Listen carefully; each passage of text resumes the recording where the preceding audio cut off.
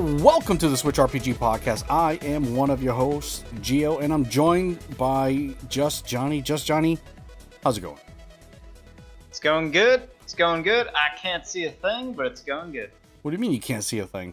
I can see now. The sun is shining, blah, blah, blah. Oh, boy. Okay, so if this is your first time listening, this is the show from Switchrpg.com, where we bring you the latest in the world of RPGs on the Nintendo Switch. This week, we're going to go back in time a little bit. We're going to go back to the Nintendo Partner Showcase. We have yet to talk about it. We did do some predictions, and we hit on none of them, by the way. So we'll have to eat that crow in a little bit. But first, don't forget to visit our Discord, discord.switchrpg.com. Visit our Twitter, twitter.com/SwitchRPG. YouTube channel, youtube.com/SwitchRPG. What are you playing, Johnny? Oh, I've been playing nothing except for 2 games. So I ordered a couple of games. Oh, okay. For my brother, he's a huge Tony Hawk fan, so I got him the remake. Okay. And he's been chomping hard on that. He's that was kind of like he's getting his Tony Hawk fix that he hasn't gotten in years. And now he's relapsing. And now maybe in a couple weeks I'll have to take him to anti-Tony Hawk rehab or something like that. Do they have like the original tracks on those? They got a good number of them. Yeah. Oh, that's awesome. That was the best. I don't know how many of them they have. Now, it was a great game because I love playing those games, but the music was also iconic for, at least for me, because I listened to a lot of the music that was already on them, so it was perfect. Yeah, the music, the soundtrack for Tony Hawk is absolutely fantastic. Mm-hmm. Just really, really good stuff. That was actually probably my first real intro into punk rock. I mean, not the whole soundtrack was punk, but no, right. But yeah, they had a good number of punk rock songs across multiple Tony Hawk games, and that was probably my first sort of bigger, experiences with punk rock, and it was great. Because if it wasn't for Tony Hawk, I probably never would have gotten into punk. Oh well, I'm glad you did. I'm glad you did. So I got him that, and I picked up 2 games for myself. One of them, which I didn't really need, but it was so cheap on GameStop that I grabbed it, and that was Civilization 6. Okay.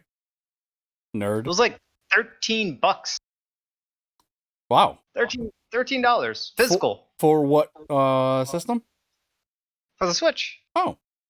Yeah. So I got the physical, cartridge Civilization 6 thing. I figured why not? It's only like 13. It was either 13 or $14. So I did that. And the other game, the reason why I went to GameStop to begin with, was to order 13 Sentinels Aegis Rim. For the PlayStation? Yes, well, yeah. PS4, because that's the only console it's out for right now. Maybe it'll come out on Switch, but they didn't announce it. If they did announce it, I would have waited, but they didn't. And it was actually kind of cool because the game comes with it was $60, so the game, it's a premium price to pay for a game that typically isn't as high tier quality, but they did put in some cool stuff. So in the game, or in the box, it was like a bigger box. It had like an insert, a sleeve over the typical game box. And inside that sleeve was, and I wasn't even expecting this, was a 40-something page art book for the game. So it came with like a little mini art book that I got to flip through. So that was like a nice happy accident kind of thing. Nice. So I played probably about an hour of that. And that was it, because I'm kind of going through a different game. But I'll have more to say on Aegis Rim, or 13 Sentinels, later. Probably next time we record, I'll talk more about it. Okay. But game looks good, and it has this cool thing with the dialogue system. It's pretty cool. But I'll talk about that now if you want to ask me, or later when I explore the game further. Yeah, when you get into it a little further, I'd be interested in knowing that. And I think a lot of people will, actually, because it is coming to or it is on the Switch in Japan, right? Yep. Yeah, just not in the West yet. Oh, wait, that I don't know. I have no clue. Okay. No clue at all. But the other game I've been playing, this ties into something that we'll talk about later, is Hades, and I've Mm. been playing Hades like crazy, Um, crazy. I have as well. That game is so good. It's one of those games where you play. All right, just one more time. All right, okay. This is the last time. All right, that wasn't a good run. This is the one. It's just constantly that. Oh, I wasn't sure if that was like takes or what you No, were doing, but yeah, yeah. yeah, it's just like every time you finish a run, that's essentially what I do. Every time I finish a run, it's just like, all right, just one more time, just one more time. It is excellent. It's probably gonna be my Switch game of the year because it is so good. The narrative, this is a roguelike, but they made the narrative so engrossing and so powerful and just constantly new stuff is happening. I Kind of like with Children of Morta, Bingo. That's exactly what I was gonna say. I but the feel gameplay is way tighter. okay. I'll agree with you there. Yeah. I'll It's agree it's with you it's a there. tighter gameplay system. It's better graphics. It's better music. It's different. It's It's just different better overall. graphics. I think Oh they yeah, both went for a different aesthetic, and they both nailed that aesthetic. yeah, Um, different style. yeah. Very different style. Hmm. The style is very much what Supergiant does. It's their jam. It kind of looks a lot like Pyre. It's almost the same visual aesthetic as Pyre, Yep. except very. They went even more contrast heavy with the color use. Yep. Uh, whereas Pyre was a little bit more pastel, a little bit more subdued, but like they went heavy on the black ink. Everything's very inky Hmm. looking, almost comic-y, and just beautiful, beautiful looking game. Runs super well on Switch. Perfect. I haven't experienced any slowdown. I've had thousands of what seems like thousands of enemies on the screen. Never experienced any issues with that. What and like you had said, Supergiant just has their thing and they hit it right out of the park. Their music is freaking awesome. Just that grunge bass that's kind of just playing in the background, just heavy like distorted bass, Oh yeah, just thumping along. And so good. then you have the narrator talking like they break that wall there where he talks to the narrator as well.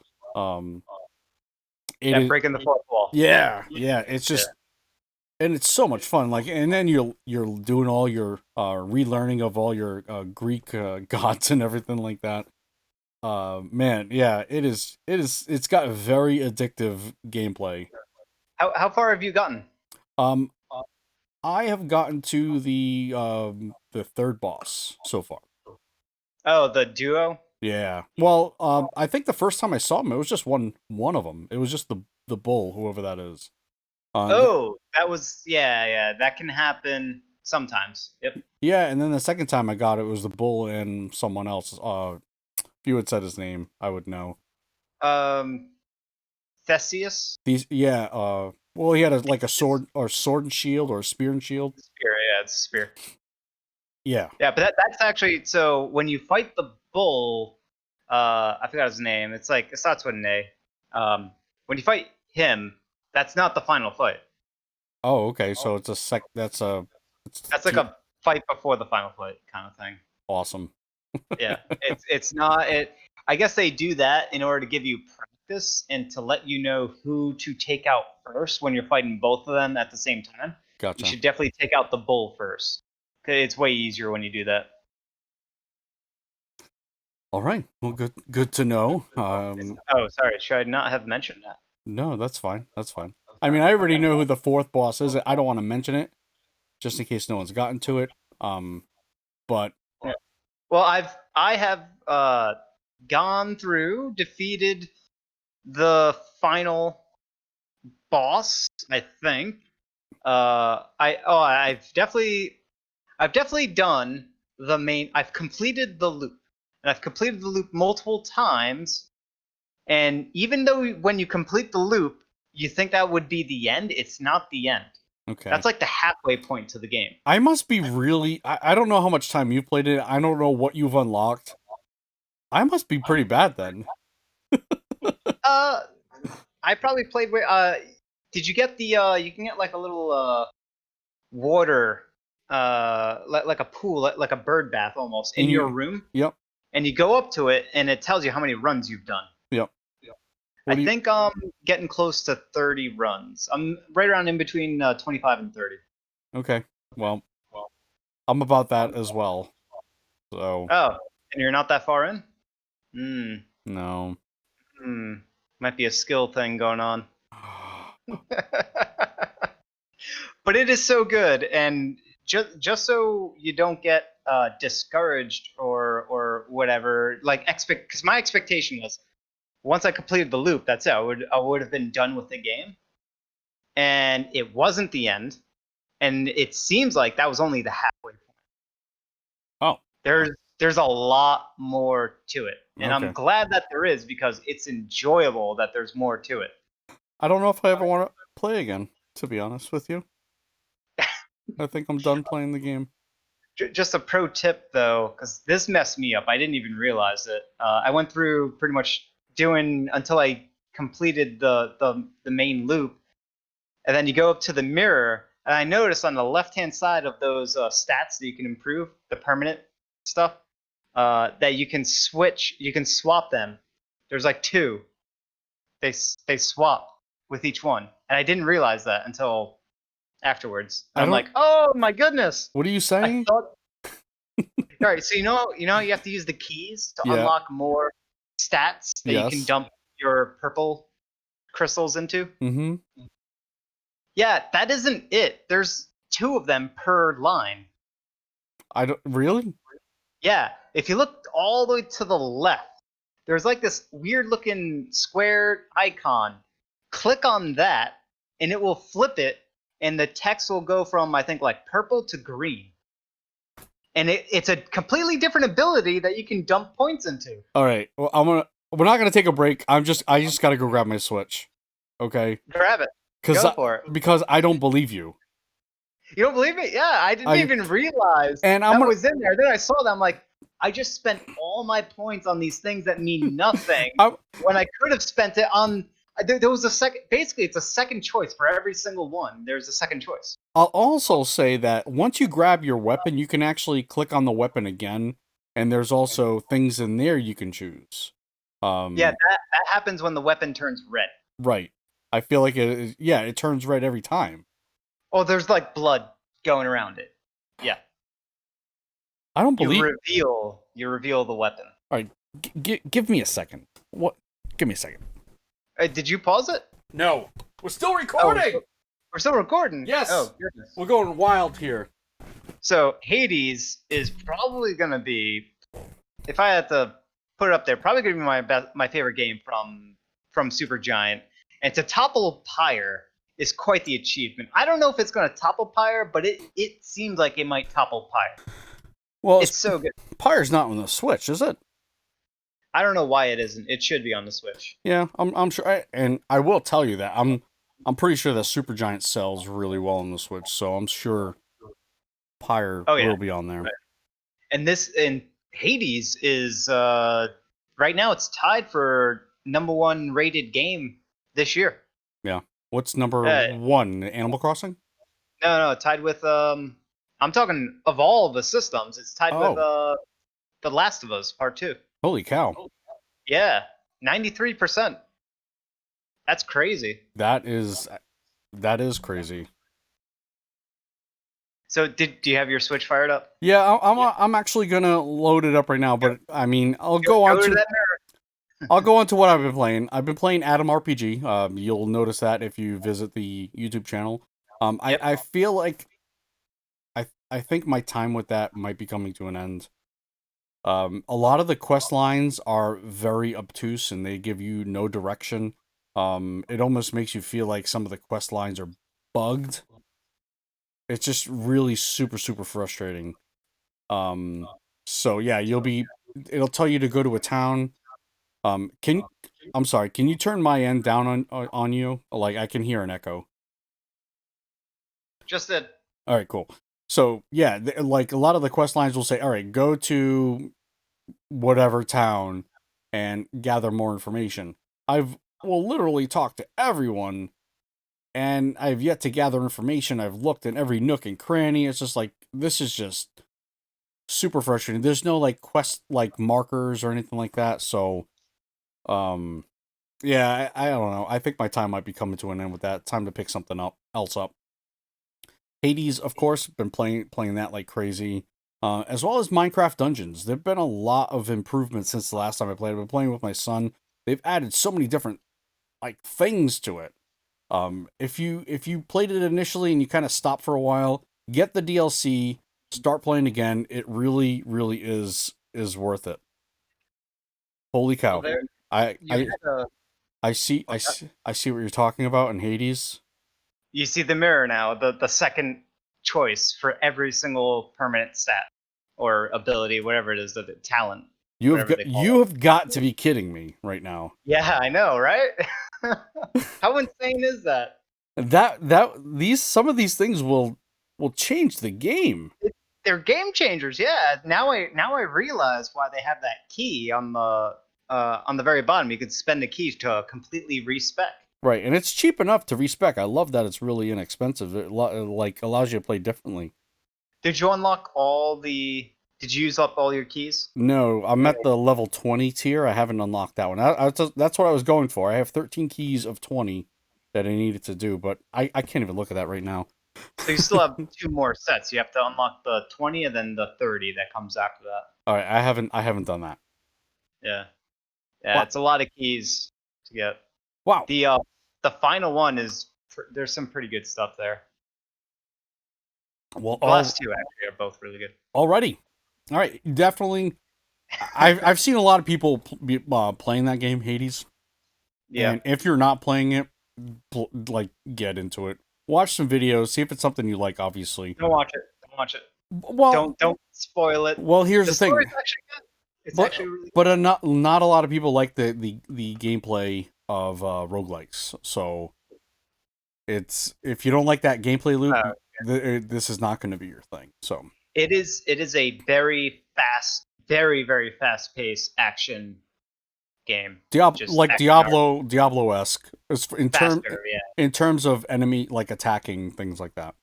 Yeah, there's a lot of stuff. There's some enemies. Sometimes you'll get a spawn of enemies that creates kind of like a bullet hell type of scenario where you're dodging like crazy. Yeah. What's the goddess? Athena. Her deflect ability, especially the dodge deflect, is awesome. Yep. Awesome. I that whenever that pops up for a choice, I grab it every time. Yeah. Yeah. It's up there for me as well as in terms of game of the year for sure. And it's getting close to game of the year time. We're end of September, beginning of October. We got one more month until we start really doing some of our awards. So we're two more. No. Depends. Yeah. Well, it depends. Maybe even three more, right? What's that big RPG that's coming out in December? Say what? Yeah. Oh well, you got. Is it? We'll get into it. Okay. We'll get into it. All right. So for new game announcements, we have turn-based RPG Crown Trick generates on an October release on the Nintendo Switch. If you're not familiar with Crown Trick, Team 17 and developer Next Studios have announced the release date for their upcoming turn-based RPG Crown Trick. You'll be able to get your hands on it from October 16th. Said to redefine the roguelike genre with synchronous turn-based combat, Crown Trick, I'm having a tough time spitting out these words. Crown Trick has you navigating your way through various monsters and traps which move you in time with the player. It reminds them, this is on NintendoLife.com, of Crypt of the Necrodancer and its Zelda mashup Cadence of Hyrule. So if you like those games, this is one you want to take note of. They do have a quick blurb of it. I'm not going to get into it. But yeah, I could guess maybe see some of that, maybe Cadence of Hyrule. I don't know. It's definitely a different art style, but it does have that top-down perspective that we're used to in those two games. Can you hear what I'm hearing? No, sir. All right, good. I like the art style a lot. I think it's nice. Yeah, I'm not saying it's bad. It's just different. It's not pixel art at all. Yeah, it's not pixel art, but it could be. It looks has the almost same similar perspective and yeah, sort of presentation, but yeah, it's not. It's not pixel. Yeah. yeah, and it almost looks hand drawn to me. Yeah. It's definitely hand drawn, especially the animation work. It is that turn based, but like real time turn based kind of take a step, do an action, Yeah, and and like then every step turn. right, and the enemies do that as well. Yeah, that is traditional roguelike Yeah, or even roguey type gameplay mechanics. So I would say it's. I mean, it doesn't have that rhythm mechanic of those other the cadence of Necrodancer yeah, games. But yep, yeah, we've played games like this, and this one looks like it could be pretty good. So I'm excited for it. yeah, nice. That is Chrono Trick, October 16th, coming up really quick, less than 3 weeks away. All right, action adventure farming RPG coming up. Here we have Kataria Fables coming to the PS4, Xbox One, Switch, PC in 2021. P-Cube, if you're familiar with that publisher, will release Twin Hearts developed action adventure farming RPG Kataria Fables for, like I had mentioned, all those consoles. About Here's what the game is about. This is again on Jamatsu. You can find this information everywhere, but Kataria Fables is a delightfully cute fusion of action, RPG, adventure, farming sim, best described as a mix of Cat Quest and Rune Factory. Enter the cute world of Canoidera, maybe, I don't know, and take on quests of your animal neighbors as they face a rising tide in darkness. Real time combat, exploration, and dungeoneering sit alongside farming for provisions and crafting of new weapons and armor, and forging new spells to increase new powers. So it's one of those games that require work. Ugh.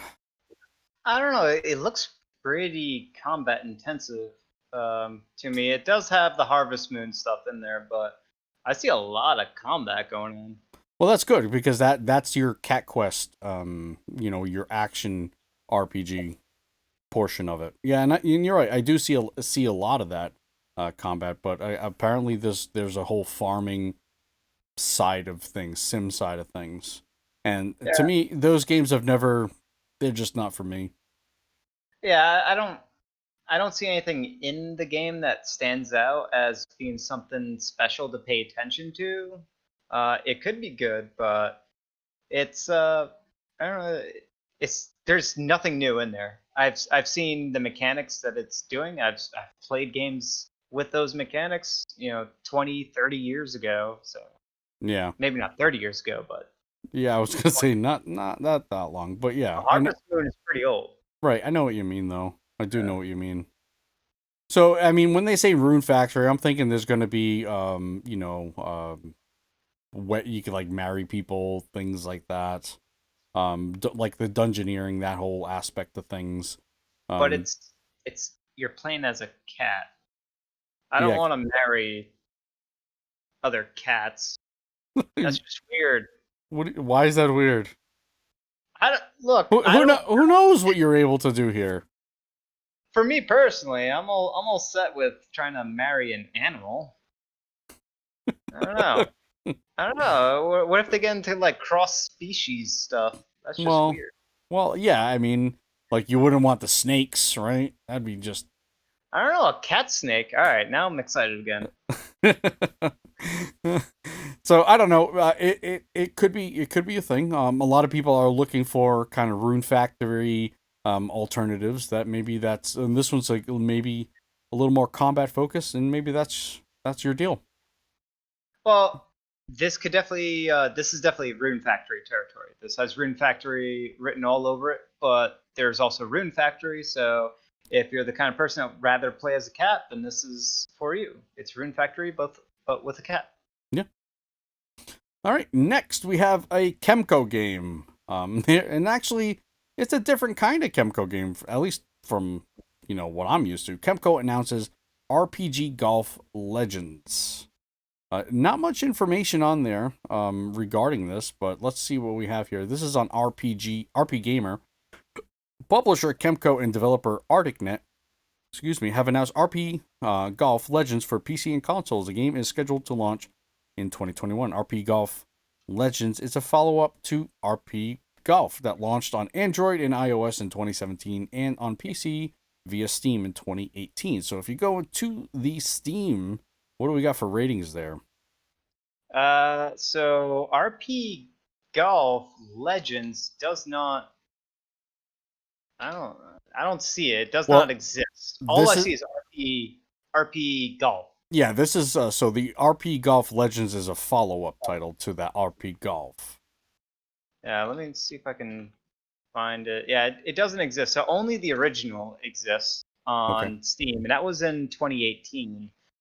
That has a whopping 25 reviews. So not Ugh. many people play this, and it's got mixed results for a rating. I wouldn't. It looks okay, but I don't know. There is the RPG golf game called Golf Story. Yeah, I I don't think know if this is how weird is it to have two different golf RPGs? Are they coming out on the same year? Was Golf Story in 2018 or was that 2017? Golf Story was 2017. Okay, so this one's just trying to catch the hype in a bottle kind of thing. Maybe, but I think our Golf Story just does it better. There actually is a story to Golf Story, and if you haven't played Golf Story, I definitely recommend playing it. It is actually a good game. Yeah, I don't know about this RP Golf. I mean, the sequel, I have no clue because I can't find anything. Maybe if I go to like YouTube or something like that, maybe I can. Let me see if I can Okay. find a better video. On RP Golf, what I see on Steam, it doesn't. Nothing about it seems good, but nothing about it also seems interesting, especially when you have Golf Story that already released. Right. Apparently, there is supposed to be. Just let me read the little blurb. It's very short on RP Gamer. The game is an action RPG that has players go on a golfing adventure in a world full of monsters. So yeah, that's all the information I have here. Unless you find something else. Can't find a thing, Okay. so no videos of it on Steam, so that might tell you something. My guess is it's the same game, just ported For with a different consoles. name. Yeah. Okay. Next new game announcement, we have Puzzle RPG Lenin the Lion, announced for the Switch. Lornion's Puzzle RPG Lenin the Lion is in works for the Switch. Publisher Pineapple Works announced today a release is on track for 2021. This is on Nintendo Everything. A quick little blurb on Lenin the Lion. Lenin is an albino lion, the only one of his kind, and because of that, he feels insecure and constantly discouraged. Worst, his mother does not understand why his son was born this way, and the whole village despises him and treats him cruelly. Treats him cruelly? Why? It's terrible. At school, he suffers bullying and can't concentrate in class. All right. So yeah, that is Lennon the Lion. Let's have a quick look at some of this gameplay here. Seems, It's out there. yeah, There's some almost. weirdness to the gameplay. I was gonna say almost Undertale esque. Yeah. Again, I'm not sure if there's some like kind of quick time battles or like what does a puzzle RPG mean? Um, for some people that could mean so many different things. So features a teenager's world and his struggles, no battle systems or levels, Lennon's backpack in his menu. Losing it means not having access to the menu. That's kind of that seems very Undertale esque there. Choices determine the different endings of the game. The original art, soundtrack, anthropomorphized Characters. characters. Anthropomorphized. Yeah, I did say it right. Okay, a cute and unique main character. Okay, those are some of the features. Excellent. I don't know if it's going to be my thing. If you were into Undertale, maybe this will hit that note you've been missing for a while. Maybe. Maybe. Maybe. Maybe. All right, that's it for new game announcements. Kind of a slow slow time right now. But we have some quick news. Bravely Default 2 has been rated on Australia. Do you think this game's coming out this year? Yes, Is this the December game? One of the December games you were talking about? I think so. Okay. So yeah, this is on Go Nintendo. Last we heard, Bravely Default 2 was slated for Switch sometime in 2020. It looks like that's still going to happen as the game has gotten a rating in Australia. That usually happens shortly before a release date uh, announcement is made. Hopefully, Square Enix will have something to share soon. This was actually the 23rd, and I could have sworn, or I would have bet money that the Tokyo Game Show would have had this announcement, and it didn't. Because that was just recently ended as of yesterday, and we got nothing on Bravely Default 2. I want to say that the demo, like for whatever reason, a lot of people weren't happy with the demo. I had no problems with it. It felt like a default game. There was no, I didn't have any issues with it. But yeah, I I just don't think this game is coming out this year. I think it's going to come out early next year, maybe the latest March, 2021. Oh, definitely at the latest, but you know what? I think it's going to come out this year because it's a good year to come out, especially in the tail end. There really isn't much competition, especially for traditional JRPGs. Yeah, They have nothing to go against. They release next year. Now they might have a little bit of competition. So yeah, they'll definitely have. Actually, they have a lot more competition. We'll get into that a little bit later on. But yeah, you're right. If they were released this year, it would definitely help them out. Not getting lost in the hustle there. But we will see. We will certainly see. All right. So next we have. I put this in here. Okay. Has nothing to do with Switch, but I think we can. It's just another player in the scheme of things here. So it might have something to do with the Switch. yeah, it actually could. So Amazon unveils Luna, a gaming version of Prime Video, or I'll even go as far as to say a gaming equivalent of Google Stadia. So let's see here. This is on padandpixel.com. I don't know where I found this, but this is where I found it. The other shoe has finally dropped. I've been saying for years that there are only 3 companies in the world that can and should invest in robust in-house gaming streaming service: Google, Microsoft, and Amazon. Today, Amazon finally announced that many of us were. Today, Amazon finally announced what many of us were expecting: its own game streaming service. Amazon Luna is the name of it. So customers in the U.S. can request early access to Amazon Luna starting today. So this was on. I can't find the date on this. Uh, yeah, where is that date? Guys, come on, Pad and Pixel, get a date on this. How do they not date it? I don't know. This was just a few days ago. It's not that old news. So here's the issue, and this is what Google Stadia is kind of struggling with right now. What is the last Google Stadia release that you know about right now? Uh, for like exclusivity? Either exclusivity or anything. Do you know what their library consists of?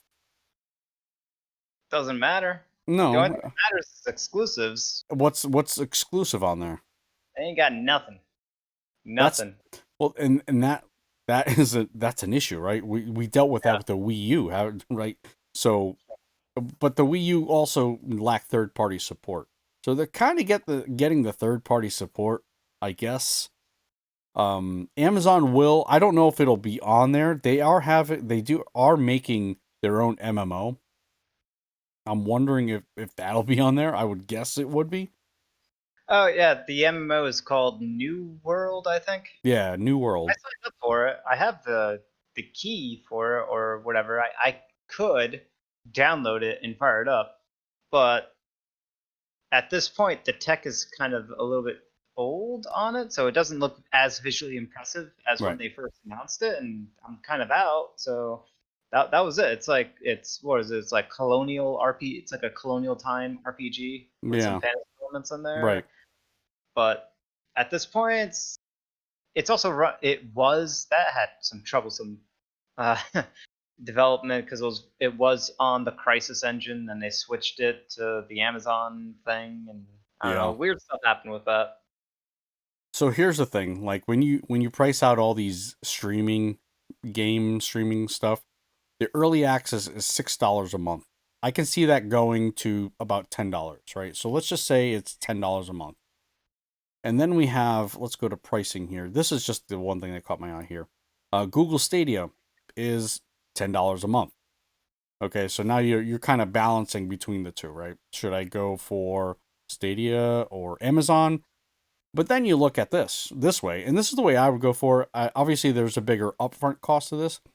Game Pass, Ultimate Game Pass, is $15 a month, but you do have to buy the console. Whereas with these streaming other ones, you have to. I think you may or may not have to buy a controller. Let's see. You gotta. It includes. Wait, it includes a $50 controller. Well, Amazon is releasing its own $50 controller, and it's a fancy looking one that directly connects to the cloud to reduce lag. I am amazed that they can get these things to work the way they do. It's not required. You can even play games with a keyboard and mouse. That's right. You can use any Bluetooth enabled controller to play games. So I'm assuming maybe you need like some sort of Fire Stick or Fire TV or something to that effect. So the upfront costs are minimal with the other two options. Like the other, Yeah. I think with Google Stadia, you need like a Chromecast. I think that's what it's called. Well, there's that controller that Stadia has, but either way, look, the reason why I'm not into this stuff and the reason why you're not into this stuff is even though they say it's 4K 60 and it can do that, that's not where you're going to get.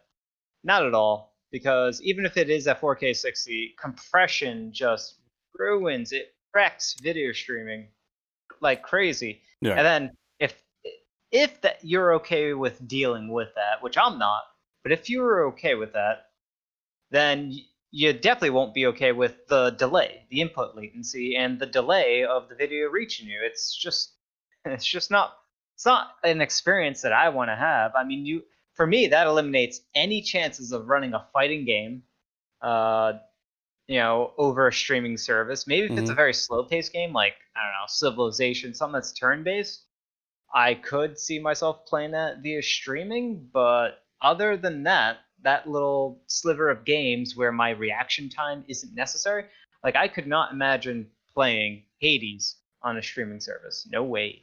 Right. So let's take a look at some of the games they have. They have Shadow Tactics, Control, Grid, Trails of Cold Steel, Indivisible. They have some tennis games on here. Metro Exodus, SteamWorld Dig 2, Watch Dogs Legion. Abzu, 2 Point Hospital, The Surge 2. They got Blasphemous Brothers. They got a lot of stuff. They got some. They got a mixture of indies and big name, but Right. it's all old stuff. It's Yeah. all stuff that we could get in other places. And if you take into account sales, especially times when games go on deep sales, you're going to get pretty close to that $6 a month Yeah. cost. Yeah. And I'm then not. I'm not totally sold on it. I'm not a fan of streaming on the things I said already. In addition to that, just I would rather own stuff than to rent stuff. I absolutely hate subscription fees. I agree. I think they are invisible shackles. I totally agree. So, yep, it's just another player in the game. Um, Amazon Luna. All right. I think I meant to put this in the new game category, but let's just go over it anyway. Potion Permit revealed brings medical merriment next year. PQ Games has revealed Potion Permit, a potion brewing open-ended simulation title. I'm pretty sure this is an RPG as well, which is sure to enchant you. Playing as the local witch doctor in town of Moonberry, players will gather ingredients and craft potions, ointments, and salves to help cure ailments of the local townspeople. So again, it's another working type game, which I'm not sure if I'm a fan of, but it definitely has the look and feel of a kind of a. It's not obviously it's not a farming sim. You're basically an alchemist going around gathering materials, that sort of stuff. Yeah, it's the other loop where of crafting where you're just farming materials to craft, and that craft. I like how they do this as an apothecary where you are trying to resolve people's outstanding issues of health or state of being Mm-hmm. by crafting certain potions for them. I like that concept because that can tie well with a good narrative. Yeah. So there's potential. Yeah. Cool. That is Potion Permit, and yeah, 2021 for that one. Sorry, I guess I didn't organize that well. Please forgive me. This is on RPGsite.com. Square Enix has announced that Dragon Quest XI Echoes of an Elusive Age has surpassed 6 million copies worldwide total, combined from both physical shipments and digital sales. That is a freaking astonishing number to me. Let's see here. The figures combines all copies from the original Dragon Quest XI, so it's not just the echoes of. I'm sorry. Is this in? Oh yes. Sorry, let me just read on. The figures combine all copies of the original Dragon Quest XI available on PS4 worldwide, 3DS in only Japan, and Steam in everywhere but Japan, which sold over 2 million copies alone in Japan in just 2 days after its release, and 4 million copies after the worldwide launch as of November 8, 2018, and the enhanced Dragon Quest XI S that is currently available for the Switch. A lot of numbers there, but surpassed 6 million copies sold worldwide. That is quite a number. Do we know what Animal Crossing has done? I just wanted to compare that as well. Animal Crossing is at least double, probably triple that number. So Really? yeah, Animal Crossing is the number one or almost number one selling game in Japan of all time. Yep. Animal Crossing New Horizons. Yeah, I'm not sure about this article. It says, oh, okay, this is the combination of Dragon Quest XI and 11S. Yes. It sold 6 million, which is a great number, but that's not a big number at all. That's a big number for Dragon Quest, though. It is. It's great for Dragon Quest. I agree, but it's not a big number compared to like Animal Crossing that has had. It's only been out for half a year and sold double, if not triple, the amount. 22.4 million units. That is 4 times the amount. I undersold it. Yeah, you did undersold it. Jeez. So, but Animal Crossing is a phenomenon. You don't typically get that, but kudos to Dragon Quest XI and the Dragon Quest franchise. The big number that I would like to focus on is the 4 million, which is double what they sold in Japan, right? 4 million worldwide versus 2 million in Japan. So, yes, Dragon Quest developers, we want more Dragon Quest games to come out to the rest of the world and sooner. Yeah, that is actually a very big deal because typically we get them way later, a year sometimes, actually a year, always later. This just goes to show you that we certainly want it, and we want it the same time, if at all possible. Another interesting thing about this number is that Xenoblade Chronicles is not that far away from this number. The That's the going to be re, interesting. the re-release.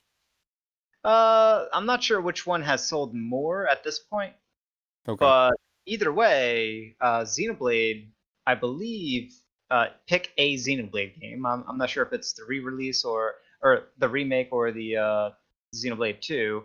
They're right around 2 million, probably more. I'm probably underselling it again, but right around 2 million worldwide, and that's a very new franchise compared to Dragon Quest.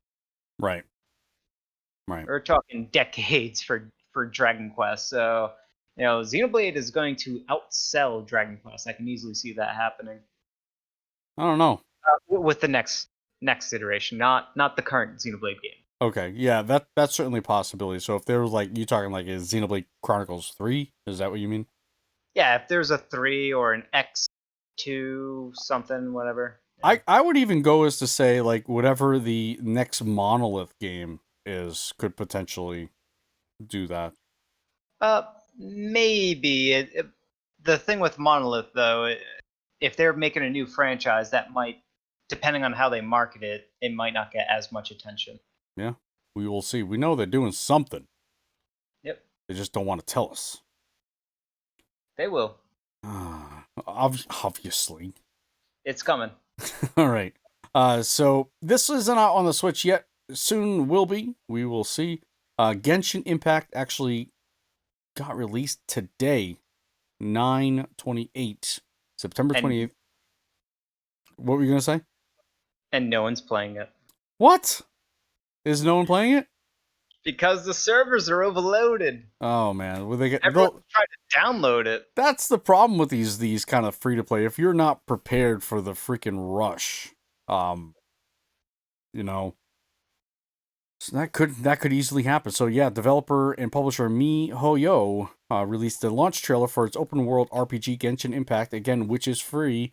It does have gacha mechanics to it, but it's out on PS4, PC, Android, and iOS, and expected to be on the release. Expected to release on the Nintendo Switch in 2020. I don't know about that. I don't see it coming out this year. I think that's going to be another delay. Might be. Game looks real good though. It's those gotcha mechanics I'm worried about, and the story elements that I'm worried about. Were you able to play the demo or the alpha version or beta version? No, Okay, the story's not bad. my brother's downloading it. He might be done with the download, although I doubt it. It was going very very slowly, but he downloaded it or has it on queue. Yeah. So I'll be watching him. I'll probably fire it up the download tonight on my PS4. Is he playing on PS4 or PC? He's playing on PC. I Okay. could download for PC as well, but I'll just have my PS4 because I don't see myself being glued to this game and playing it heavily. Yeah, I think depending, and you didn't really get a feel for that when you played the beta version. Like you didn't really get a feel for what the gacha mechanics were. But overall, like the actual gameplay mechanics felt really smooth. And actually, it was pretty fun. The gotcha mechanics was pretty fun. No, I said you don't really get a feel for the gacha mechanics, but the combat was really fluid. Everything else was really done well. All right. Dynasty Warriors 9 Empires official announcement. First screenshots. This was actually right before we came on. Nintendo Everything posted this. Koei Tecmo announced Dynasty Warriors 9 Empires for the Switch at the Tokyo Game Show online this past weekend. The company has now followed up with more news, providing the official announcement and the first screenshot. So Nintendo Everything has some of those screenshots. If this is the game, if these are the kind of games that you like, I do know that these miso games have their fans. They're not for me. I'm not a fan of them, but I am a fan of one that's coming up. Oh yeah. But these Dynasty Warrior games, like these 1 versus 1,000 enemies, just not for me. I usually the narrative is usually lacking in a lot of these, and that's a big part of RPGs for me. It's not just about stats and numbers, you know. I don't know about the narrative lacking on the traditional Dynasty Warriors games. I don't know if the narrative is easy or sane to follow, but they do have for a bit, they've had a decent enough amount of story there. Whether it's good Okay. or not, that's a different story. They Okay. do have story stuff. Okay. I'll have to take your word for it. It's got a character creator, it looks like. I don't know, I can't read Japanese. Yeah, a lot of them are in Japanese, but they definitely look like character creation type of screens that they released. That's exciting. That's role playing stuff right there. Oh boy. Yeah, I don't know. I don't know. I don't know about these games. All right. It's time to say goodbye. Goodbye. It's time to say goodbye to the Nintendo 3DS. Do svidania. Now, that doesn't mean like the eShop is closing yet. I guess they're still they still have those servers up along with any multiplayer servers. They still have those up. But they're done making consoles. They had a pretty deep sale on their website. I don't know if that's still the I don't know if that's still on. But I can't open the article. It's broken. You sent me a broken link. Unbelievable. I didn't send you nothing. You know what? It's so hard to find some good work sometimes. All right, do you want me to read it? Sure. Oh. Whoops. Jeez. Oh my gosh. The link ain't working. What happened? Yeah, the link ain't working. Thank you. It's not just me. You gave me a broken link. It was working before. This is anarchy. This is anarchy. This is exactly what you want. You wanted anarchy in this. There Okay. wasn't much there to report. Basically, Yeah. the 3DS discontinued. We don't know when the eShop port is going to stop offering game downloads. But for now, when it comes to production of the 3DS and that much, good luck trying to buy them. Or if you are planning on buy them now because they're not going to be on store shelves for very much longer. Buy them now and download any games you've purchased because once the eShop is gone, your games are gone. Yep. Welcome to the digital world. Yep. Yeah, there was some stuff underneath this. What do you have there? Why is that stuff there? Well, you had mentioned that you wanted to kind of break out our top 3 RPGs on the 3DS. You want to do that? Well, I don't have 3. That's my problem. I got 3. I'm sure you got 3. All right, I'll just go to my top 2 then. It's Bravely Default and Pokemon X or Y, whatever you want to play. I went with Y because I like the VTOL, the what the heck is it called? The big main boss there. But I mean, as far as the 3DS is concerned, we do both share. Sorry, go ahead. well, as far as the 3DS is concerned, I mainly played it with other genres. I didn't really play a lot of RPGs. So, am I delayed on you? yeah, you are. Oh, okay.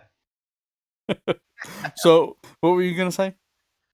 I think you do have a third pick, and your third pick is actually your number 1 pick, which is also my number 1 pick. Which is we both agree that the number 1 RPG on the 3DS don't do it. Legend of Zelda: A Link Between Worlds. That game is absolutely phenomenal. Great stuff. It's the best Super Nintendo RPG, which is A Link to the Past, and it's a sequel to that. I can't believe you're doing this right now. Phenomenal stuff. But my number 2 and number 3 picks would be number 2 would probably be Fire Emblem Awakening, and Radiant Historia, which is phenomenal. Radiant Historia was a perfect chronology. Yes. There we go. So nice to know we only have 2 RPGs as our favorite. Anyway, so Mass Effect Trilogy Remaster called Legendary Edition. And guess what? It's not currently planned for the Nintendo Switch. As we said, I mean, this is not news. Why would we even mention this? I don't know. This. Here's the thing, though. Like you linked this site, you linked this article, right? Yeah. And for whatever reason, I think there's a problem going on with My Nintendo News. None of their links are working. Oh, their site must have been taken down. Yeah, there's definitely something going on. I'm getting a 504 error. But either way, yeah, Mass Effect Trilogy Remaster called the Legendary Edition, and it's not coming to the Switch. I think we were hoping, right? Because this was one of our predictions for the Nintendo Partner Direct. We were really hoping that this was going to come out. It's coming. I think. And it's been linked at in so many different retailers. Yeah, it's being safe. This is definitely coming. It's just for whatever reason, Nintendo has not given their blessing for this particular piece. Probably because of the lineup that they had for that partnership direct was Stacked. yeah, it was really good. So yeah, probably for that reason, they didn't need to drop another AAA bomb. And they've been doing them monthly, right? So they had one in August, they had one in September. So I feel like that may be a regular thing. I hope anyway. Yep. Anyway. And yeah. Let's see if this link works. Oh, look, another broken link. Anyway, we don't need a link for this one. The Game Awards 2020 will broadcast on December 10th with Jeff Keighley. Be prepared for all. What's that? Speaking of December 10th, the game that we just talked about, Mass Effect Trilogy, my prediction is it wasn't announced because it's going to be a drop, a shadow drop. Digital only. Yeah, that's a possibility. But this is there's going to be a ton of announcements, I feel, because of the new generations will have already been out, actually, the new consoles. So there may be a lot of announcements in this Game Awards. Probably a lot more Sony announcements because of the host. I'm just saying. Sony's the host? I'm just saying there will probably God.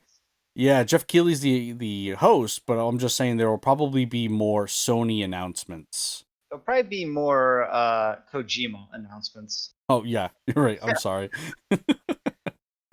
All right, so that's it for kind of our quick hit news. Then we have our deep dive type of stuff. Some of the bigger news for this past week or so. Xbox has purchased. This is huge news. So they're welcoming Bethesda to their giant list of development studios. Not just Bethesda. I said Bethesda, right? It's actually like ZeniMax, like everything they owned. So you have Arcane Studios, you have ZeniMax Anime, Bethesda Game Studios, id Software, Tango Gameworks, Alpha Dog, and there's one other one I can't read. There's two other ones. They're small. Yeah, I can't really read them.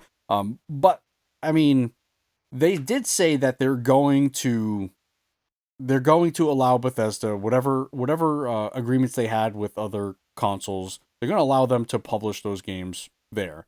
But after that, everything is exclusively coming to Xbox. Now you have games like and PC. But they're console exclusive. So you have Dishonored, games like Dishonored, the Elder Scrolls series, Fallout, Starfield, when and if that ever gets announced, Prey. So there's just a load of RPGs that are now only going to go to Xbox and PC. Sorry, I'm just going to say Xbox. They've already announced Starfield. They showed the best title logo ever. That's right, exactly. You're not hyped? I am not quite hyped yet. Okay. But I'm going to tell you, though, I hate this. Why do you hate it? I hate it because as a Nintendo, say if I only own the Nintendo Switch, why wouldn't I hate this? I'm never going to get to play Starfield when that eventually comes out, or Skyrim when that comes out again on the Switch. I'm never going to be able to play those games. Skyrim's already on Switch. I know. You're not getting my point, okay? So the next Fallout game is never coming to Nintendo or PlayStation. Let's look at how many of these franchises are on Switch. All right, we got Doom.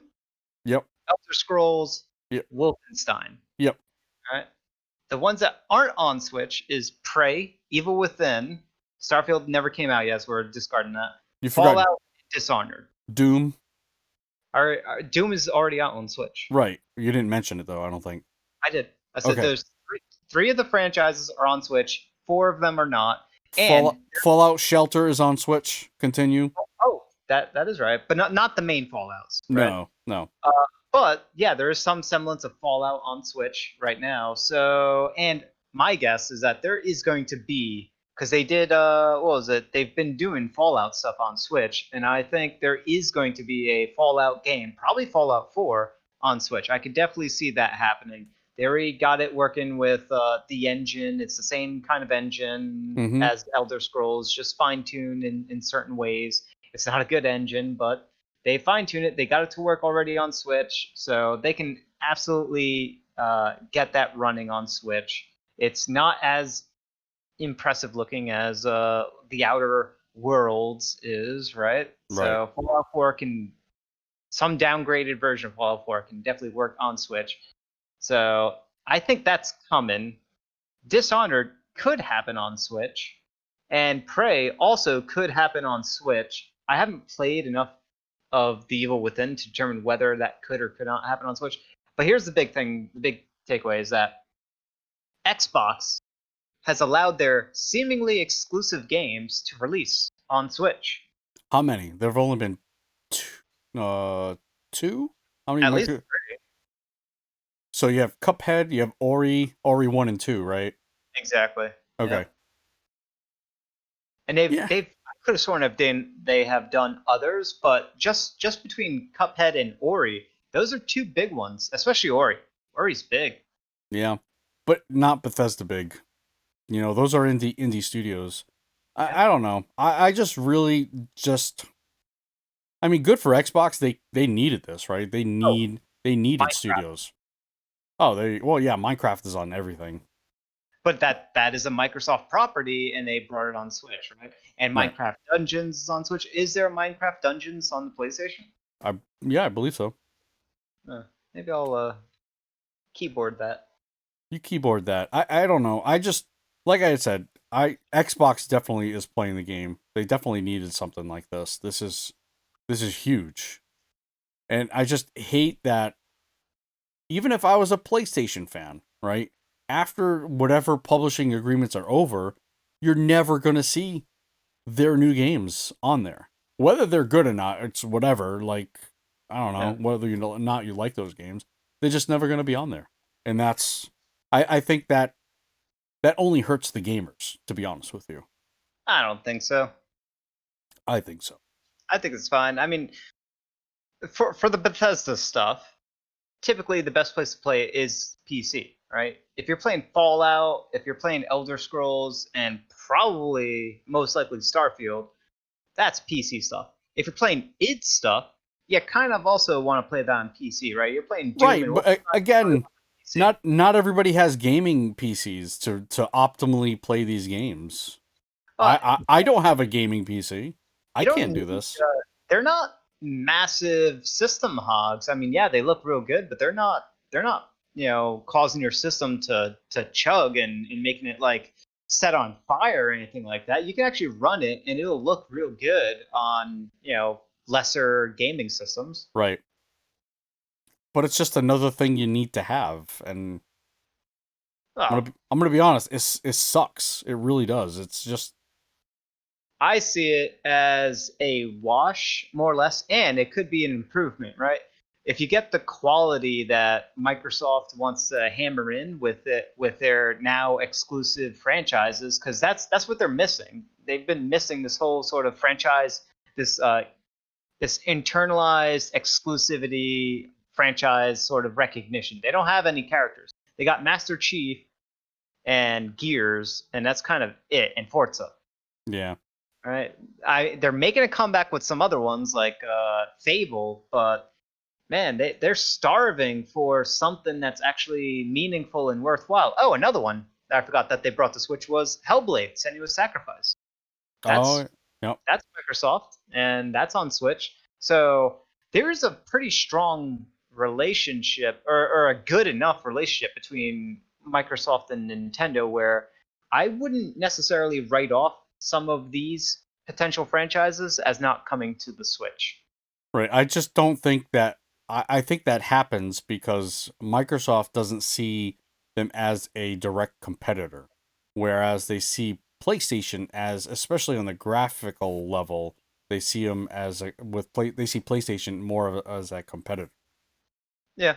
It But Microsoft has also been rephrasing their approach, their sort of grand strategy as more along the lines of like an ecosystem, right? They Yeah. didn't need to make their Xbox games also launch day and date with PC, right? But Mm-hmm. now they're allowing their Game Pass and all their other things to sort of straddle both the PC world and the console world, and they're working that more and more into being, and that to me shows that they're thinking about, well, clearly they're thinking about the subscription based, the service based style of providing content, the Netflixing of Mm-hmm. things, rather than just the traditional console launch and lineup.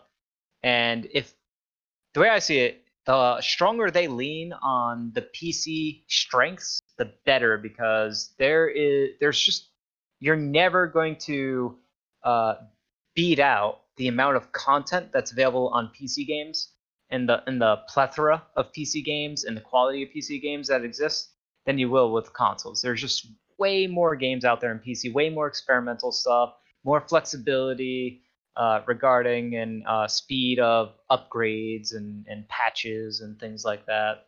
There's beta testing and Right. crazy stuff. There's a lot of weird stuff that happens on PC, and the more consoles get into that line of stuff, without the bad stuff, there's some bad stuff that comes with PC. I say the better, and the way I see it too is some of these exclusive Xbox franchises are now no longer console exclusive. They're now sort of ecosystem exclusive, where they're under the grand Xbox umbrella. Because Halo wasn't on PC. I think only the first one was on PC from a while A ago. while But ago, right? yeah, none of the other Halo games made it to PC. Now they're all on PC, or they're all coming to PC. Same thing with Gears of War has been coming to PC. So a lot of Xbox exclusive stuff has been coming to PC. Mm-hmm. Funny enough, some of the first party Sony stuff has been coming to PC. Yeah, you're starting to see that as well, right? Hmm. Still haven't changed my mind. I'm just not happy about it. I mean, here's what I have always been in the Xbox ecosystem. That's where I've spent a lot of time, a lot of my money. And I still maybe, I'm not sure. But even so, even saying that, and I'm a huge Bethesda fan too. And like these two are my favorite thing, like what kind of my favorite things aside from Nintendo obviously. Yeah. And it's just like I'm still not really happy about it. Well, does it impact you? Like, tell me how this impacts you. If you're planning on getting the next Xbox, how Well, is this that going to Well, that's negative? the thing. If say I missed out a lot of PlayStation exclusives, right? And I hate Yep. that. Obviously, I've mentioned that so many times. That was kind of like I saw the Demon Souls kind of trail. I'm like, all right, maybe I will get into the PlayStation ecosystem. And now this, it's like, what the heck? Like I don't know what to do. I don't want to make the wrong decision, and then I can't make all the decision. I can't afford both of them. Oh, not immediately. No, I'm telling you this right now. I'm not getting a next gen console day one. well, There's nothing there for me. it's not even that like immediately. Like PlayStation 4 has been out for 7 years and I still don't have one. I don't know. Well, the price has come down dramatically since it Oh, first launched. and it'll come down even more now that the PS5 will be coming out next month, but still, I don't And know. games have been coming to PC. I mean, there's always going to be options. I mean, stuff like this happens throughout gaming. This is not out of the norm. Was I upset when Microsoft bought out Rare from Nintendo? Yeah, but But that's what I yeah. mean. It's like stuff like that. You get walled off. It's terrible. Well, you got to see what comes out of it, because Microsoft has in big purchases like this in the past, they have ruined franchises. What have they done with the Rare license? Have they done anything? They've I done some stuff, I'll be but honest. they I'm just not. ruined some stuff as well. They didn't do a good job with Banjo Kazooie. They didn't do a good job with Perfect Dark. Actually, they kind of ruined Perfect Dark franchise, which definitely upset me. Mm. They had Grabbed by the Ghoulies, which wasn't really that great. They did the Viva Pinata, which some people liked. They also had they then tasked Rare to do a bunch of like party game casual style stuff, which was all right. Rare started to make a comeback with Sea of Thieves, Right. Yeah, so that seems like the right direction for Rare.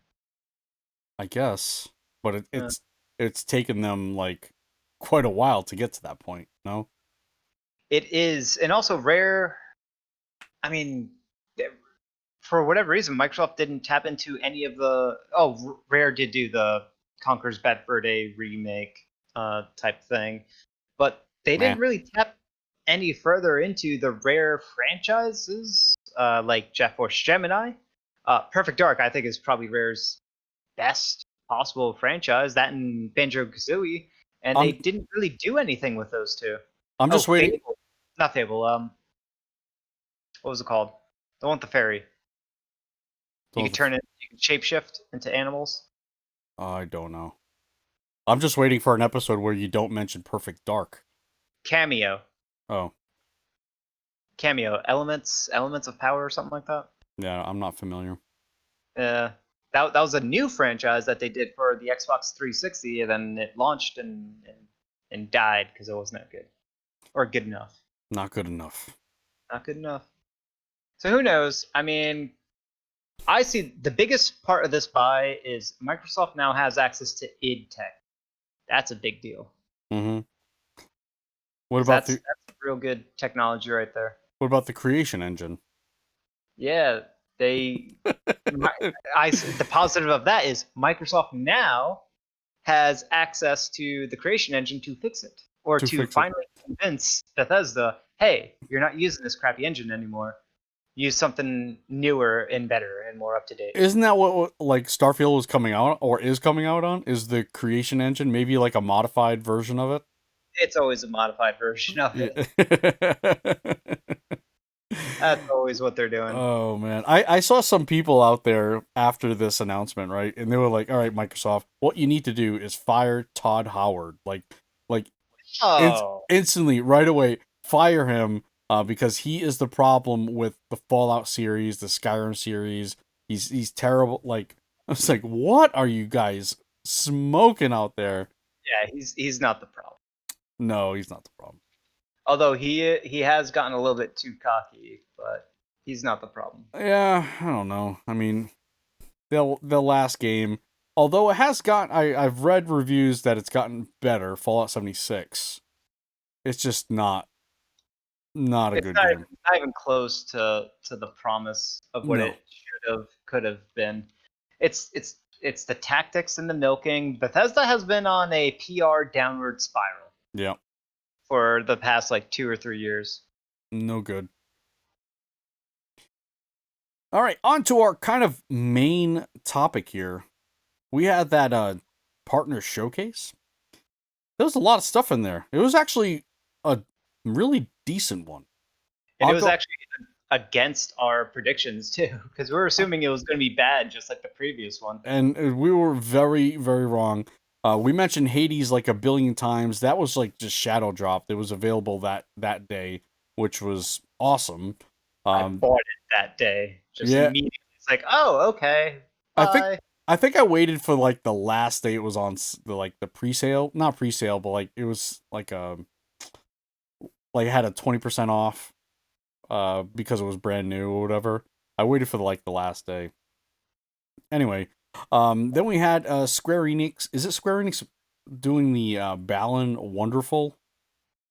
It's like Yeah, yeah, they are. what I an think odd they're just publishing it.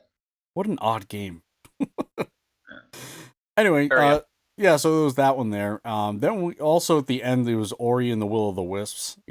Also Shadow Drop. Well, don't forget about just before that, which Ori and the Will of the Wisp, Digital Foundry did a piece on that. It runs and looks absolutely beautiful. 60 frames per second. Who would have thought on a game that beautiful? So kudos to that team. That game, I'm gonna grab that game. I'm waiting because I have a feeling they're gonna do a cheaper physical release of Ori 1 and 2 packaged together. Oh, And that'd I'm be hoping nice. that comes out sometime this year, before the end of the year. Yeah, that'd be nice. But just before that, they did another trailer for Rune Factory 5. Yeah, Rune Factory 5 come to the Switch sometime next year. Still don't have a date for that quite yet. The Long Dark, which I actually did play on PC when I actually had a PC to play on. I actually had a gaming laptop. Long Dark is actually pretty good. I will say I had some good times with that. Sniper Elite 4. Now this one actually has me excited to play a Sniper Elite game. I have no idea why. It says holiday 2020, so hopefully this year. I don't know why. This one kind of has me thinking like I want to play a Sniper Elite game. I don't know. I don't know if you got that at all either. Yeah, it looks impressive, Yeah. but it doesn't look like a game that seems inferior. It seems like a game, if you're into Sniper Elite, and what I saw of that trailer, I'm like, oh wow, this actually looks like they took it serious and didn't do a bad job bringing it over. It actually looks like something that was built for the Switch, and it Right. looks pretty good. It looks pretty decent. Another one that I've been keeping an eye on. I haven't really seen a lot of information, but this one really got pretty deep into it. A game called Empire of Sin, and I think you seem pretty excited about this. Yeah. So it says got that 20s feel. It definitely has some sort of mafioso setting. Yeah, And, it's like bootleg America. When alcohol was banned, it seems like it's in that time frame. mm-hmm. It's a crime syndicate thing. It seems like there's some more sim type of elements to it, which is great. I'm a big fan of simulation, strategy, sort of economicsy type stuff. All Right. that stuff seems fun. It looks like a good quality game. They announced this, I think, a year ago, Yeah. at the September presentation, and now it's coming out this year in what, December? Yep. December 1st. Yeah, I don't know why they didn't show that in their announcement. I guess this is on Kotaku. They actually had to contact the or the one way or another. They found out that it was December 1st. yeah. That game is looking real good. It just shows that when you take care to bring up a game over to the Switch, Mm-hmm. it's going to gain the attention of the people on the Switch, right? The players, and it has my attention. Yeah. Yeah. I'm gonna wait for the reviews to come out before I make the purchase, because that's typically how I am. But it's a game that I am going to look for when it gets that release day. I'm gonna look around and see what those review scores are, and Yeah. if it's good enough, I'm grabbing it. I think there's also some not base building, some kind of base building, almost like an XCOM, where you can where you have your agents with you, and you can kind of do some stuff. I don't know, almost like base building, I guess. I don't know. Then we have an exclusive. I hate this. Disgaea 6 is exclusive. Disgaea 6 Defiance of Destiny, a new entry into the long-running series, is coming sometime next summer. And then it's got the wild and wacky stuff Disgaea has. Along with this, they also announced that there's a demo for Disgaea 5. It's very limited in time. I don't know. That actually may be over. So yeah, Disgaea 6 exclusively for the Nintendo Switch. We have here a fitness boxing game. Yeah, whatever. Okay. A sequel to the fitness boxing game. Obviously, it's a sequel, Fitness Boxing 2, Yeah. Rhythm and Exercise, December 4th. Get your rhythm on. But the whole kind of the meat and potatoes, I guess you could say. Oh, hold on. What? Before we get into that, I just want to make a little comment on Disgaea series overall. Typically, I'm gonna this sit is my back. bread and butter. I I'm gonna love sit back. tactics, RPGs, but Disgaea series, for whatever reason, I think I know the reason. I think it's because the series doesn't take itself seriously Yeah. that I'm just completely out.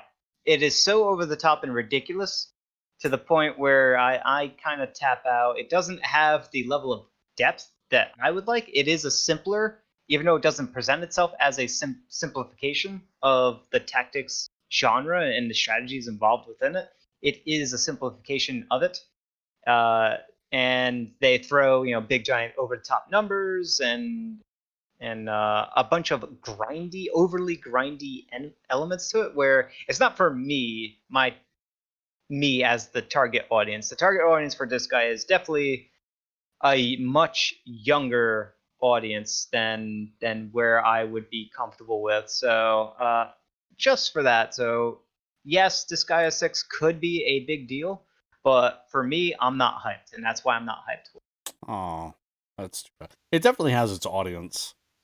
Speaking of like the zany kind of wild elements, you have the max level is nearly 100 million. So, No, thank you. No, thank yeah, you. it is kind of crazy. They're all like a lot of numbers, a lot of crazy kind of animated, like special moves. It is kind of cool. I don't know. Yeah, It. that I don't enjoy playing those games. I enjoy watching those games.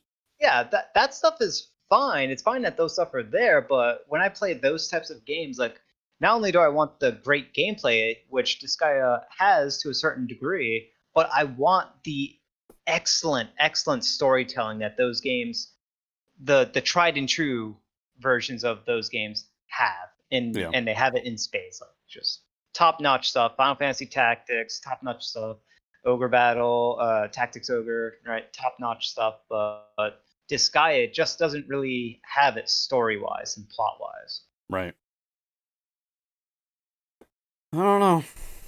I don't know. All right, so like I was saying, the meat and potatoes of this whole thing was Monster Hunter, right?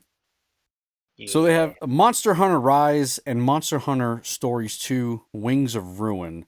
Now, this was such a big announcement. They actually had a follow-up direct with this right after the partner showcase. I stuck around. Okay, I'll admit. So for people who don't listen to the show, I'm not a huge Monster Hunter fan, especially. I mean, Monster Hunter World is a different story, and I've never played those. Okay, or that game. The Monster Hunters I've played, I have not enjoyed. I don't like the load screens. Really bother me. The maps bother me. Like everything, like stupid stuff, really gets to me in those games. But I will tell you, whatever engine this is running on, and I think it's the RE engine, Yep. it looks good. It looks real good. It This is what we needed. it looks very very good. And I'm gonna say another thing, the Monster Hunter Stories 2, the stories is really what's interesting. I think I'm more of a fan of the Monster Hunter, or not a fan. I'm more excited about the Monster Hunter Stories 2, although I am gonna get Monster Hunter Rise. I'm probably gonna get Monster Hunter Stories 2 as well. So, Uh, as a I'm as someone I'm who plays Monster Hunter, what are your thoughts here? So stories, I'm gonna wait for the reviews, just because it does seem like stories to me is the intro into getting into Monster Hunter for a very young crowd. It does seem a little bit lighter, and it is more focused on telling a single player type of story. Uh, Traditional RPG like story, something that is familiar and takes you a step into the world of Monster Hunter. And then Monster Hunter Rise is definitely exactly what I was hoping it would be. It is the next definitive version of what a Monster Hunter game is going to be. I am fully on board. I don't need to see the reviews for this. I don't need it. Don't need it. It's day one, pre-order. Let's go. I want Yep. that wire worm, what wire bug, whatever it is that they call it. I am totally in. I'm get rid of the palicos. I'm glad there's another option because dogs over cats every day of the week. I'm gonna I have two dogs, two palamutes on my team. No question. right. I'm totally on board. This looks absolutely phenomenal. I love the new mechanics that they're incorporating into there with the wire bug and the ability to sort of kind of climb and vertical yourself everywhere. That is a huge element. World tried to get that to a certain degree, but it wasn't as flexible to incorporate the verticality in combat. But what they have here in Monster Hunter Rise, with that, especially with that wire bug mechanic, you're going to be able to actually get vertical, actually get the vertical advantage on monsters consistently is the big part about it, and that's gonna be a big deal because I can imagine you're gonna do stuff like hop on top of a cliffside, jump off the cliffside, and do like a landing crushing crazy blow onto the monsters like back, head, tail, what Right. have you. That is super exciting. You can run up cliff sides to a certain degree. I think it ties into your stamina system. So there is some excellent stuff going on over here. Hopping up on top, they'd also got rid of, just like a Monster Hunter World, where once you go load into the world, everything is seamless. They got that here in Rise. That is a huge, huge deal when they That did it in World. that's a big deal for me because that was like a big problem for me. The world seems so small and contained, Yep. where that's less of an issue now. Yep, and the fact that you can be so vertical and you can see the expanse, you can see the distant areas that you could reach because you're so high up. Just given that vantage point, that's impressive stuff. Now, Mm-hmm. this doesn't look as good as Monster Hunter World, but this looks real good, and it looks good enough, if you ask me. And I'm just super excited because it's also not running on the old engines Yeah. of the older style of engines on Monster Hunter. And then you have all these new gameplay elements, and these aren't just new gameplay elements for the sake of doing something different. These seem like they're going to be there forever. These seem like they're going to take these new mechanics they introduced in this one, and they're probably going to become staples to the franchise. For Like example, like the you're right. wire bug and the climbing. Definitely the wire bug and the climbing. That I think they're never going to go back. And you hop on the dog and you can ride it as a mount. And then I didn't even realize this, but you can jump with the dog. You can actually jump up, and then when the dog jumps up, you can jump off of the dog like Mario Yoshi style Yeah. and get that second jump off of it. That is crazy. And the dog can climb as well. Yeah. Yeah. And the dog's gonna fight with you. But I mean, they've had like little creature stuff fight alongside you, so that's Sure. not new. This is this is real good stuff because, as I said, that verticality is going to add a whole new dimension to fighting monsters. And then they also showed off a whole bunch of different monsters that you could fight. So that's all Yeah. that's as In well. the Tokyo Game Show, they released 40 minutes of footage with other showing a bunch of other stuff, and they've also kind of went into detail about the other monsters and whatnot. Um, I'm tapping out at this point. I don't. They did say they're going to be releasing the dripping information. I don't want to know anything. I unless it's really like I don't know. Like I really need to know it for I don't know for whatever reason. I don't want to know anything story wise. Maybe mechanically, if there's some new, sort of new mechanic that's really important, sure. But I don't want to know anything. I want to jump into this not knowing a dang thing. Yeah, it's oh man, I am so excited. And the big takeaway for me is, one of the big surprises for me was how soon this is coming out. Yeah, It's coming out in March. yeah. That's less than half a year away. Is it That March? is very I thought it might have been even sooner. Or am I? I'm thinking of something else. Never mind. yeah, yeah. The Stories 2 comes out in what, June? It's a summer of 2021. Summer. Yeah. And one thing I will say that the probably the only disappointment out of the Monster Hunter announcements were the amiibo and how low quality they were. I don't know if it was a camera thing, but boy, they just don't look that good. And the way that amiibos have generally have gotten better over time. Like if you look at the amiibos now and compared to where they first came out, it's night and day. And these just don't they just don't look that good. They don't look that good. Now I will say again, I've never played. I am getting the collector's edition. It comes with that main dragon amiibo, and it's supposed to be an oversized one. So I am quite excited for that. I hope it's a variant of whatever else, because they're also selling it separately. So I hope I hope it's just different, a variant of it. Ah, man, this game looks so good. I'm so excited for it. Mm-hmm. What I think is going to happen with the Monster Hunter franchise is they're probably going to keep this one alive as a separate SKU, while World, because I'm almost certain they're going to have a sequel to World at some point, and they'll keep that as its own SKU. So they'll have like two different engines going kind of in tandem with new releases. And that's The okay. the Switch iterations and the next gen world based iterations. I mean, And that's okay. They'll that's both perfectly fine they'll both because sell. yeah, I actually they might even be the same engine, just retooled heavily for one versus the other. Because as you said earlier, this is the RE engine. Yeah.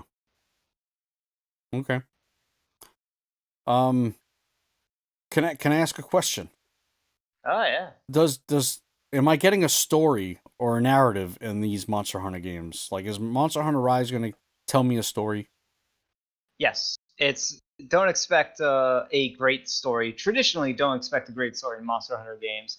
You'll get something that's serviceable and will give you directions and an end goal to achieve. Okay.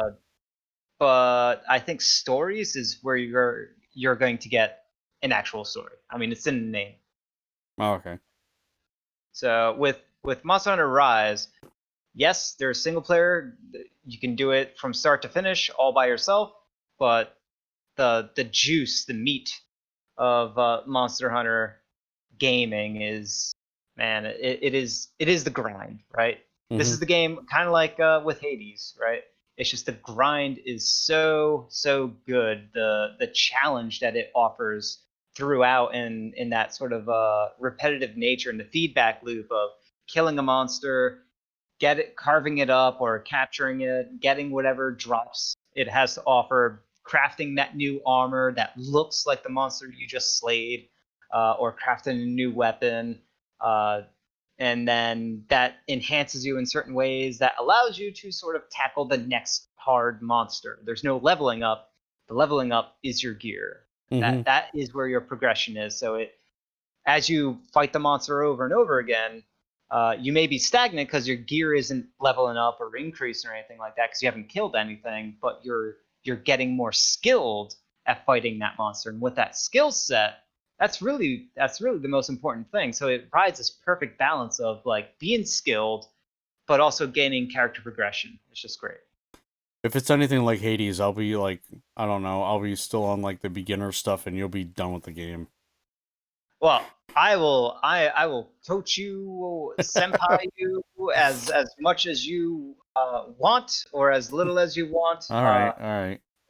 It's gonna be a wild ride. The thing with Monster Hunter though is that it used to be and kind of still is just a hard game to get into for newbies. That's the big thing. So typically coaching helps so much for newcomers into the franchise.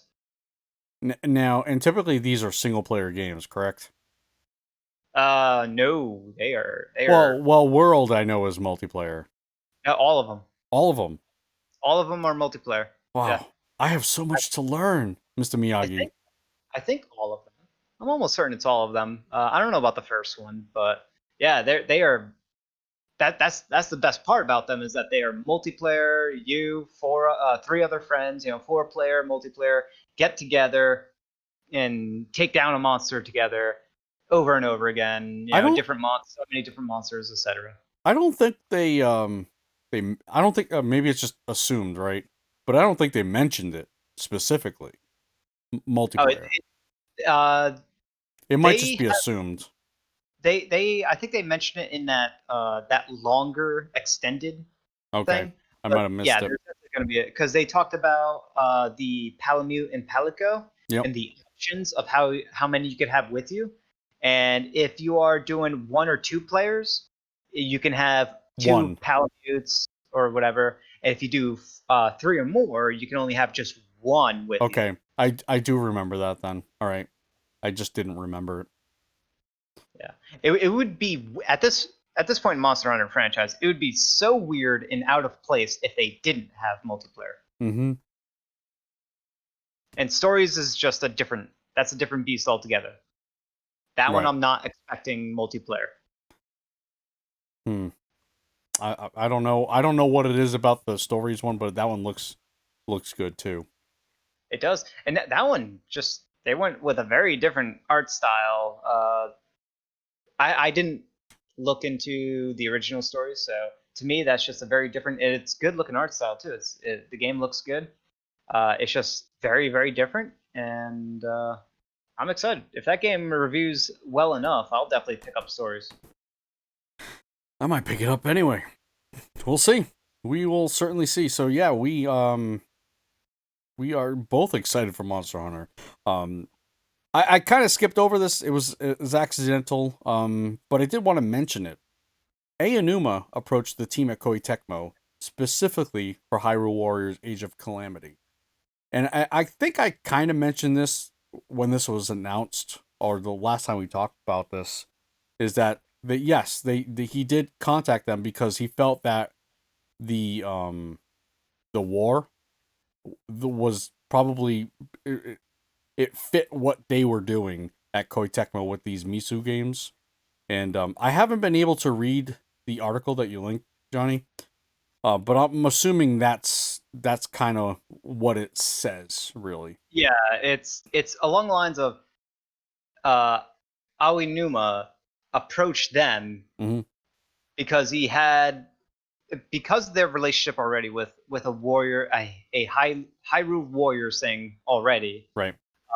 and the fact that I guess they had just so much of the story of Zelda, especially when Aonuma is working on the sequel to Breath of the Wild, which is going to tie into the same storyline, but that's moving forwards in the story, and there was already so much there in the past that Breath of the Wild couldn't quite fit in a realistic manner. Well, they did it And in the memories, right? That you he did, collected. but not enough. No, not enough.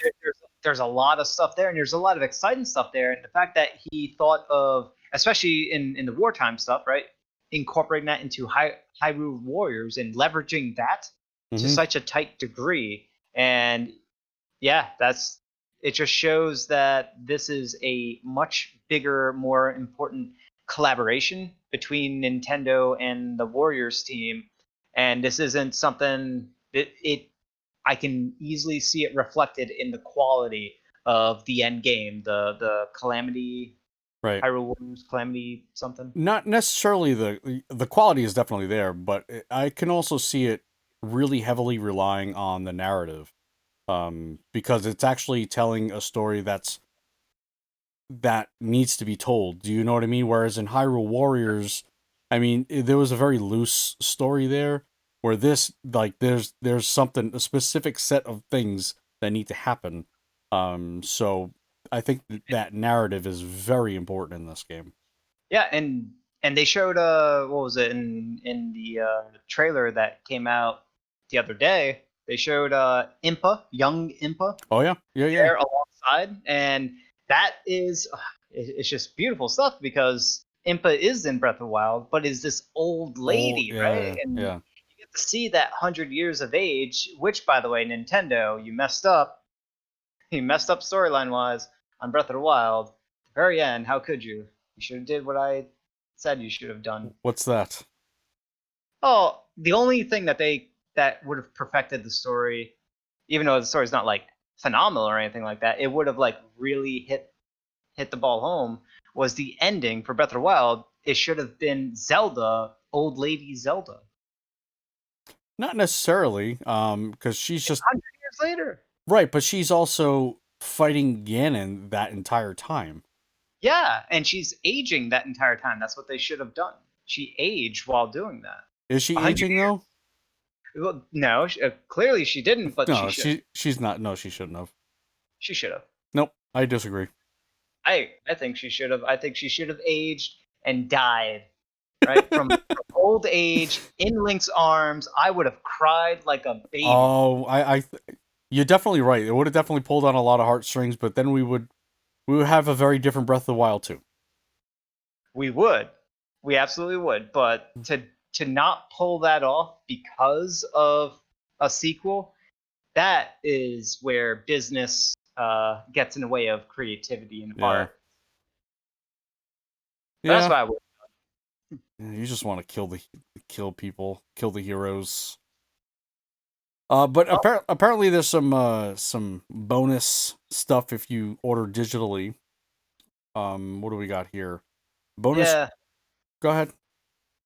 Do you have it there, or is the link not showing up? No, it's showing up. Did you want it? I didn't know if you wanted to go over it.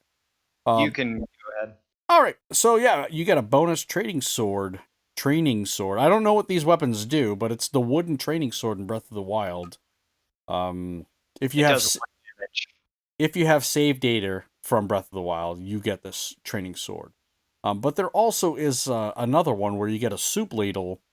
For I think it's just a digital pre-order. So if you digitally pre-order, you get a soup ladle. Yeah, I'm not doing that.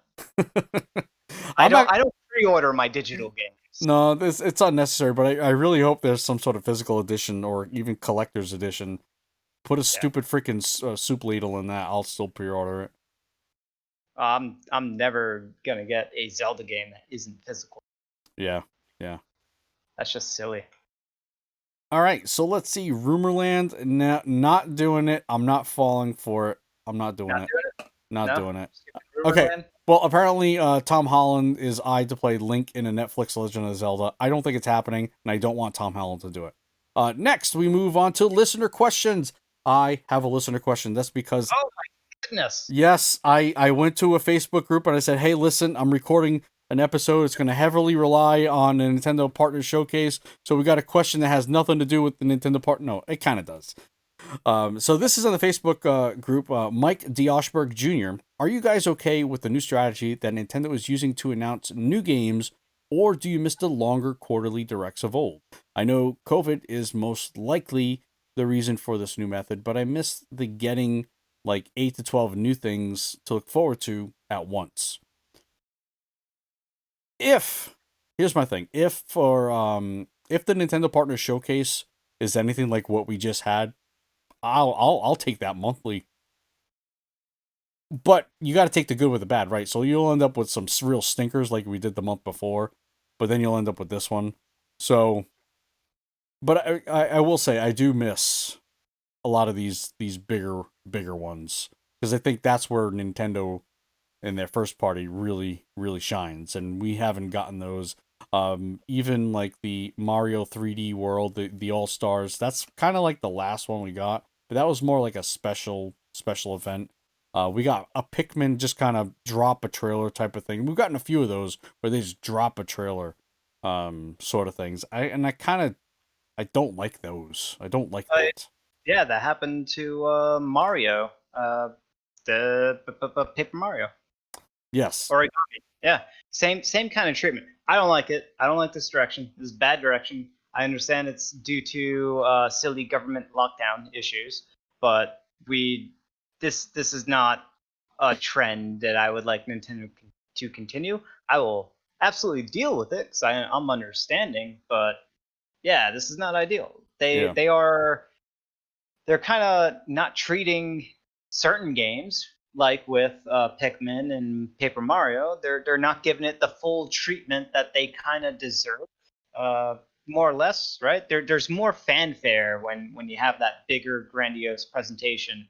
But also, if you just measure what they have announced already and what they have released already, from I would say from like April up until now.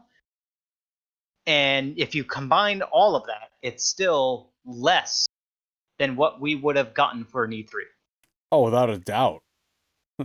Without a doubt. I mean, for first party, it's literally been, the Mario 35th anniversary stuff, which we've only gotten one game, I think, out of it. Basically, it's a collection of 3, but one game, and Paper Mario. Like, and Pikmin and right, Breath of the Wild. But that's not even out. That's like not even. I can't buy those things, I know. But those would have been in the E3 presentation. But it seems like we're missing just one more or two more. Big games. Maybe maybe more than 2. I would say 3 or 4. But yeah, we're definitely missing stuff, Yep. without a doubt. But you're right. The first party is really where it's hurting.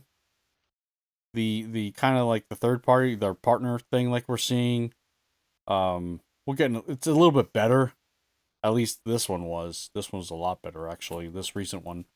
But yeah, this stinks. It really does. It's poo poo. If I had to tell my kids what it is. All right.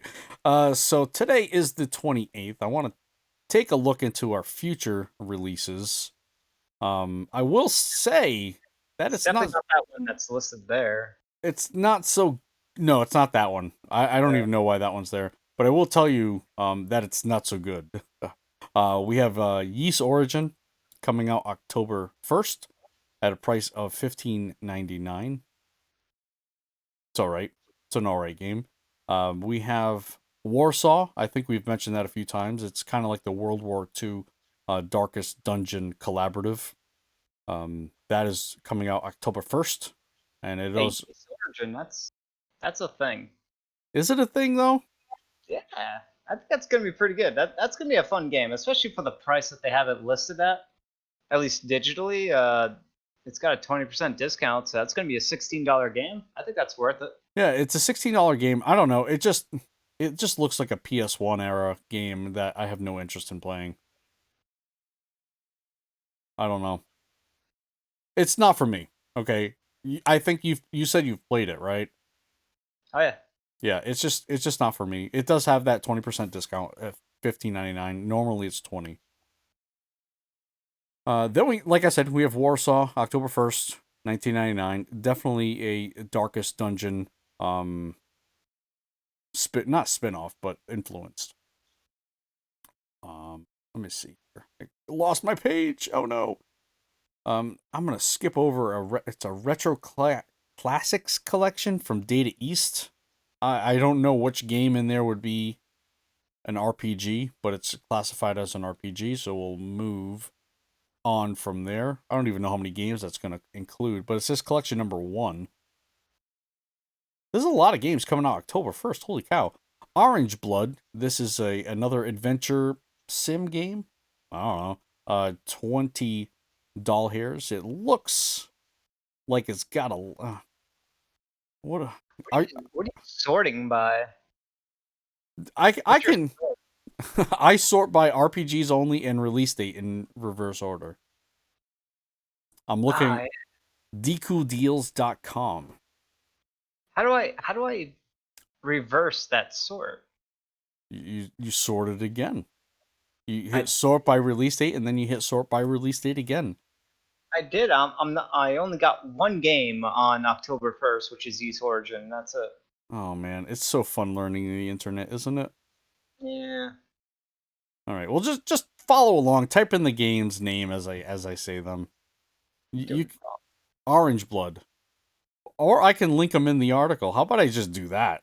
Like No, oh, you can go ahead. Continue. follow I don't. that.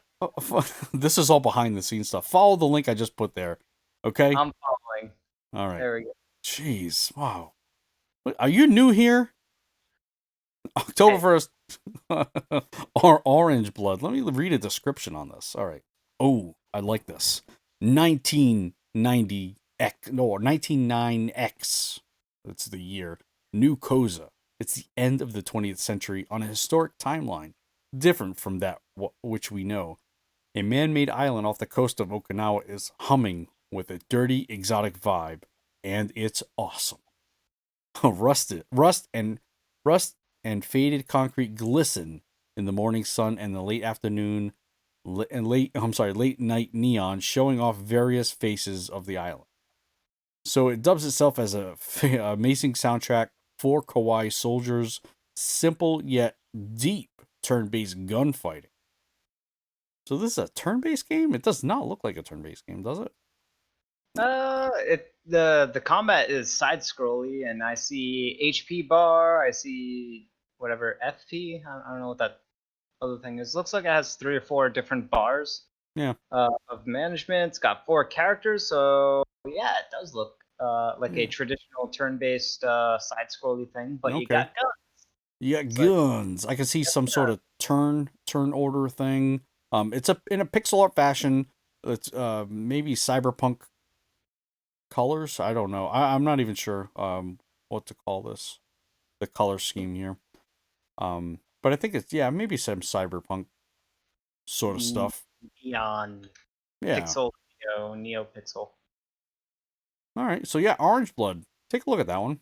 It doesn't look That one, by the way, is 73% user score on Steam. okay. All right. Metacritic, it's at 57. All right. So do some research. Do some research there. All right, next is a Kemco game, $15, October 1st. We have it's a Kemco game. It's called Liege Dragon. Let's read you a little bit of story. Find the dragon tools of legend to stand up to the evil dragon in a fantasy RPG. So if you're familiar with these types of games, most of them are turn-based. They still look like they're always all done in the same engine. RPG maker sort of stuff. I'm honestly not. I know that we have some Kemco fans out there. I don't know. I mean, what differentiates one from another? Is it just story? I don't get it. I don't understand it. Character story and character designs. I don't know. It all looks the same to me. It does. All right. October 5th, we have Space Grunts. What are you? All right. Combining this says action arcade strategy role playing game. Combining fast paced action, arcade action with turn based gameplay in a roguelike setting. Wow. You are going to mix all that stuff. All right. Space Grunts combines fast paced arcade action with turn based gameplay. The year is 2476. Earth's Space Federation has been building moon bases across the galaxy. One of the newer moon bases has been sending out distress signals. Oh my god. What's the Metacritic on this one? Do you have that one? I don't have it, but I do have a user review score. It's Tell to got me. there's only 36 reviews, so it might not be very reliable, but it is 80%. Wow. So it's not bad on the user review score side. It I don't know. I've seen this game played multiple times. Not this game specifically, but games like this. Yeah. It looks like run of the mill stuff. Yeah. So All right, and the final game, October 6th, it's an adventure action RPG. It is called Ninth Dawn 3. A lot of numbers there. All right, so it's a huge open world RPG dungeon crawler packed full of collectibles with over 270 monsters and a fun card game to play. So it's a 2D game. Let's take a look at some pictures here. I have no idea. I definitely, it's got a fishing mini game, okay? It's got some card based mechanics. It's got some definitely dungeon crawling type of stuff with roguelike. I can definitely see that. Now, as far as what it looks like, let's take a look here. It is a pixel art game. Again, done in that same manner, the kind of the Zelda, the top down manner there. There, oh wow, okay.